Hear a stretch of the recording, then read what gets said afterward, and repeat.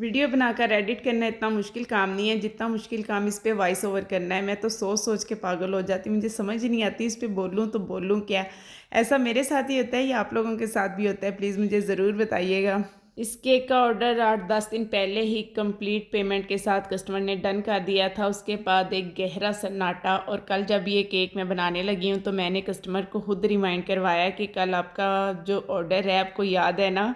वैसे तो कस्टमर हमें रिमाइंड करवाते हैं कि कल को हमारा ऑर्डर है, टाइम से रेडी कर दीजिएगा, लेकिन यहाँ पे मुझे उन्हें रिमाइंड करवाना पड़ रहा था। और उन्हें ब्लैक एंड रेड थीम में केक चाहिए था। उन्होंने मुझे कहा कि उन्हें ब्लैक कलर में केक चाहिए, तो मैंने उन्हें कहा फिर आप चॉकलेट फज में बनवा लें, तो उन्होंने कहा ठीक है आप उसमें बना दें। तो जो जो उन्होंने मुझे कस्टमाइजेशन कहा था वैसे ही मैंने कर दी। तो केक जो है वो मैंने 5 इंचज़ पैन में बेक किया है, और जो केक बोर्ड मैंने लिया है वो 10 इंचज़ है। केक रेडी होने के बाद इतना खूबसूरत लग रहा था ना कि मेरा दिल चाह रहा था कि मैं इसका शूट ही करती रहूँ। केक तो मैंने एक दिन पहले ही बेक कर लिया था, और चॉकलेट गनाश भी मैंने रात में बना के रख ली थी, लेकिन जब मैंने रेडी किया वो सेम डे में किया क्योंकि रात लेट जाना था। 10 बजे कस्टमर का कहना था कि 10 बजे उन्हें केक चाहिए, तो फिर मैंने सोचा कि मैं डे में ही रेडी कर लूँगी और सारा दिन इसको स्टे मिलेगा तो रात तक ये ठीक रहेगा, फ्रेश रहेगा। तो वैसे भी चॉकलेट फज केक है वो स्टेबल हो जाता है जब ठंडा होने के बाद, उसके बाद उसका खदशा नहीं होता ख़राब होने का। तो इसलिए मैंने फिर सेम डे ही इसको रेडी किया, और एक दफ़ा मैंने इसको इस तरह कवर करने के बाद इसको फ्रिज में रखा। उसके बाद मैंने अफ्तारी बनाई है, और फिर नमाज़ तरावी के बाद मैंने इसे कंप्लीट करने के बाद इसको फिर डिलीवर कर दिया। मैं हमेशा मिल्कीज़ के कलर यूज़ करती आ रही हूँ अब तक, लेकिन इस दफ़ा मैंने विपक्योर के मंगवाए हैं, तो ये ब्लैक कलर जो है मैंने विपक्योर का जेल कलर यूज़ किया है, और थोड़ा सा एक्स्ट्रा डाला है, थोड़ा सा ज़्यादा डालना पड़ा है मुझे, लेकिन डालने के बाद कलर बहुत प्यारा और प्योर ब्लैक बन गया था। तो यहाँ पे मैं पैलेट नाइफ़ को गर्म पानी में डिप करके इसको लेवल कर रही हूँ, और पहले मैंने सोचा था कि मैं इसको ऊपर से भी प्लेन कर देती हूँ, लेकिन इस तरीके से वो ज़्यादा खूबसूरत लग रहा था तो मैंने फिर ऊपर से प्लेन नहीं किया। यहाँ पे मैंने कुछ फ्रेश रोज़ेज़ मंगवाए थे जो कि वाक़ई में बहुत फ्रेश थे, और इनको देख के वैसे ही माइंड फैसिनेटिंग हो रहा था। Natural beauty is natural beauty, इसको देख के खुद ही बंदा फ्रेश फ़ील करने लग जाता है।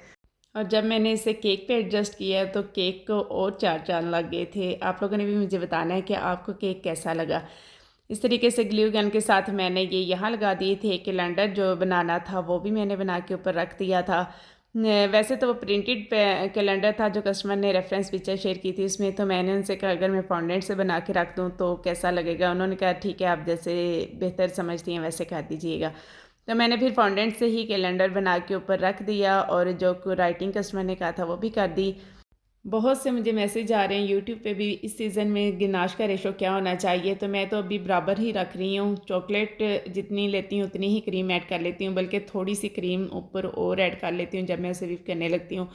तो बस यही गिनाश का रेशो मैंने रखा हुआ है। गिनाश को खुद समझना पड़ता है, जब आप उसको खुद से बनाते हैं ना तो फिर आपको पता चल जाता है कि आपने किस तरीके से इसको मैनेज करना है।